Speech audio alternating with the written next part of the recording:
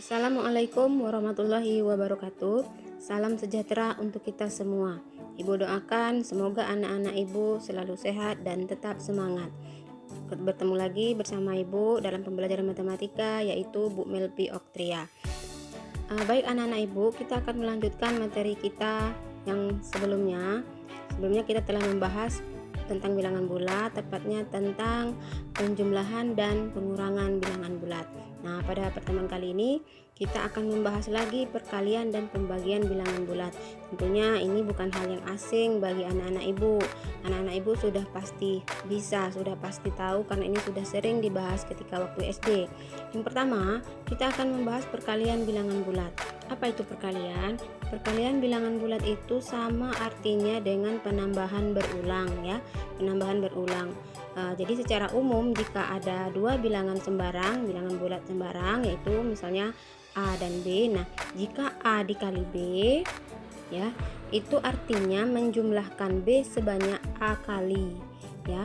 Di sini A kali B sama dengan B ditambah B ditambah B sampai kapan ditambah B sebanyak A. Contohnya misalnya 3 dikali 4 itu berarti 4 ditambah 4 ditambah 4. Berapa buah 4-nya? Sebanyak 3 buah.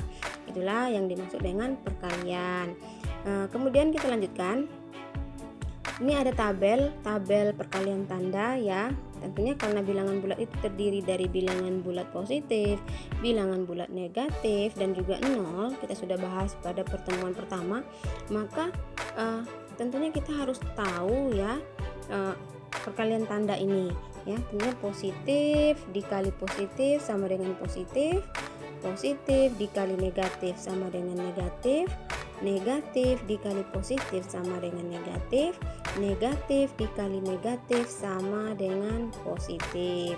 Kemudian 0 nanti akan dibahas pada sifat-sifatnya perkalian dengan 0 ya. Ini juga sudah kita bahas, tabel ini sudah pernah juga ibu singgung pada pertemuan sebelumnya ya.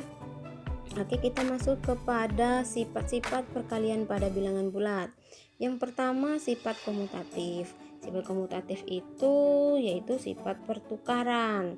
Maksudnya gimana? Nah, jika ada dua bilangan sembarang bilangan bulat yaitu A dan B, maka berlaku A kali B akan sama nilainya dengan B kali A.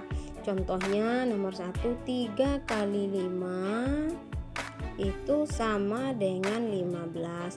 Nah, jika dibalik ya, ditukar posisinya, 5 kali 3 juga hasilnya sama dengan 15.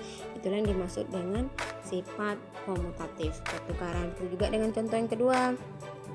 Yang kedua negatif ya, bilangan negatif. Ingat tadi perkalian tanda tadi, jika negatif dikali positif maka hasilnya negatif ya. Nah, kemudian negatif dikali positif hasilnya negatif. 10 kali 2 20.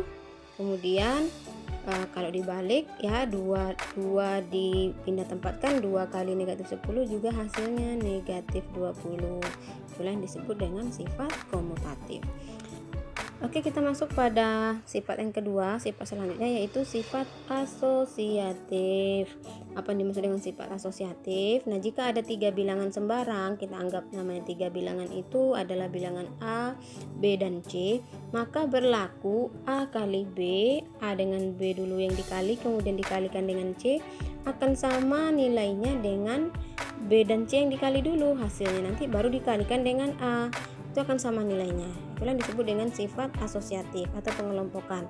Pada contoh di sini yaitu nomor 1, 4 dikali 5 terlebih dahulu, hasilnya 20, baru dikalikan dengan 2 ya, ini hasilnya sama dengan 40. Kemudian dengan 4 sisihkan dulu, 5 kali 2 sama dengan 10. Nah, 4 kali 10 juga hasilnya 40. Jadi hasilnya sama ya. Itulah sifat pengelompokan. Begitu juga dengan contoh yang kedua, negatif 5 dikali 6, tentu hasilnya negatif 30 dikali 3 sama dengan negatif 90 ya. Terus bagaimana dengan negatif 5 disisihkan dulu, kemudian 3 kali 6 18. Nah negatif 5 kali negatif 18 juga akan menghasilkan 90. Jadi mudah-mudahan anak ibu ngerti ya, itulah sifat asosiatif. Kita lanjutkan.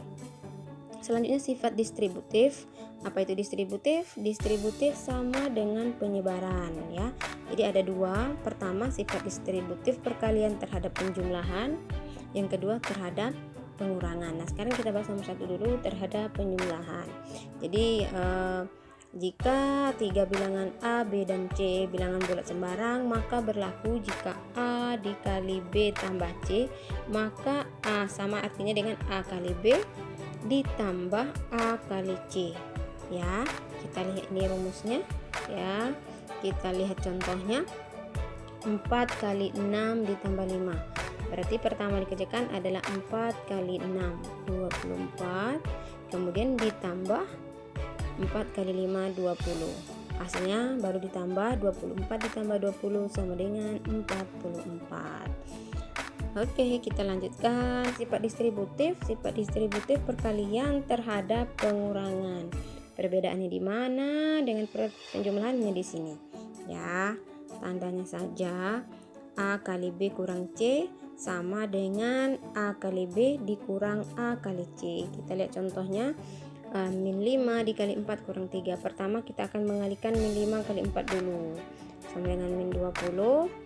Kemudian min 5 kali min 3, ini dia min 5 kali min 3 sama dengan min 15. Nah kemudian ingat perkalian tanda tadi ini ya, untuk ini 2 nggak boleh 2 ya, berarti negatif dikali negatif sama dengan positif, makanya di sini diganti menjadi positif, berarti negatif 20 ditambah 15 sama dengan negatif 5.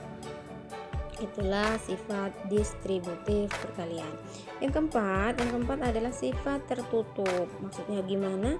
Yaitu perkalian bilangan bulat dengan bilangan bulat akan menghasilkan bilangan bulat. Ya, bilangan bulat dikali bilangan bulat hasilnya bilangan bulat. Ingat bilangan bulat itu positif, negatif, dan nol. Jadi dia tidak akan menjadi pecahan. Dia akan selalu menjadi bilangan bulat jika bilangan bulat dikalikan dengan bilangan bulat. Selanjutnya nomor 5 yaitu unsur identitas ya. Unsur identitas itu 1. Maksudnya bagaimana? Setiap bilangan bulat jika dikalikan dengan 1 akan menghasilkan bilangan itu sendiri ya. Misalnya adalah A sembarang bilangan bulat, maka jika A kali 1 itu hasilnya A, atau 1 kali A hasilnya A ya. Jadi contohnya 9 kali 1 9. Semua bilangan bulat jika dikali 1 menjadi bilangan itu sendiri. 10 kali 1 10 ya. 125 kali 1 sama dengan 125. Oke, kita lanjutkan kepada sifat yang keenam, yaitu hasil perkalian bilangan bulat dengan 0 sama dengan 0. Jadi semua bilangan bulat jika dikalikan dengan 0 maka hasilnya akan jadi 0. Tentunya anak-anak ibu sudah paham akan hal ini. Misalnya 2 kali 0 0, 73 kali 0 0. Jadi semua bilangan bulat dikali 0 sama dengan 0. Paham ya untuk perkalian.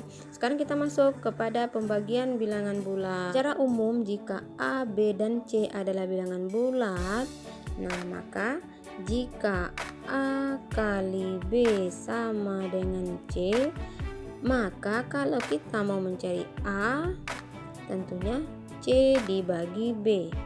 Jika kita mau mencari B, maka sama dengan C dibagi A ya. Tentunya B tidak boleh sama dengan 0. Kenapa kalau B sama dengan 0? Karena kalau B sama dengan 0, jika B sama dengan 0 maka A kali 0 hasilnya akan menjadi 0. Kita sudah bahas tadi, tidak akan menjadi C, bukan C. Makanya B dikasih catatan di sini, B tidak sama dengan 0. B dan A tidak sama dengan 0. Juga sebaliknya, jika B kali 0 hasilnya 0, nggak akan mungkin jadi C. Untuk pembagian tanda sama ya, pembagian tanda sama dengan perkalian. Ini positif kali positif hasilnya positif, positif kali negatif hasilnya negatif, negatif kali positif hasilnya negatif, negatif kali negatif hasilnya positif. Jadi ini perlu sekali kamu ingat ya. Sekarang kita masuk kepada sifat-sifat pembagian pada bilangan bulat. Yang pertama, bilangan 0 jika dibagi bilangan bulat maka hasilnya akan 0. Apapun bilangannya, kalau 0 dibagi ya, kalau bentuknya berarti 0 sebagai pembilang, 0 dibagi bilangan bulat hasilnya selalu 0, selalu 0 ya. 0 dibagi 7 0, 0 dibagi min 5 0, 0 dibagi berapapun, 0 dibagi 10 selalu hasilnya 0. Nomor 1. Kemudian yang kedua, setiap bilangan bulat dibagi 0. Nah, jika bilangan bulat dibagi 0 maka dia tidak terdefinisi. Kalau yang nomor 1 kan 0 dibagi bilangan bulat, itu hasilnya 0. Sekarang bilangan bulat dibagi 0 maka dia tidak terdefinisi ya, enggak ada. Kemudian nomor 3, pembagian pada bilangan bulat bersifat tidak tertutup. Tidak tertutup. Tertutup artinya bilangan seperti perkalian tadi, jika bilangan bulat dikali bilangan bulat hasilnya akan selalu menjadi bilangan bulat, itu tertutup. Kalau tidak tertutup berarti bilangan bulat dibagi dengan bilangan bulat maka hasilnya tidak akan selalu menjadi bilangan bulat. Contohnya bagaimana? Contohnya 3 dibagi 2 hasilnya 1,5, dan ini merupakan pecahan. Dan masih banyak lagi contoh-contoh yang lainnya. Oke, itu saja pertemuan kita pada kali ini ya. Semoga kamu paham. Ibu ucapkan sekian, sampai jumpa lagi. Assalamualaikum warahmatullahi wabarakatuh.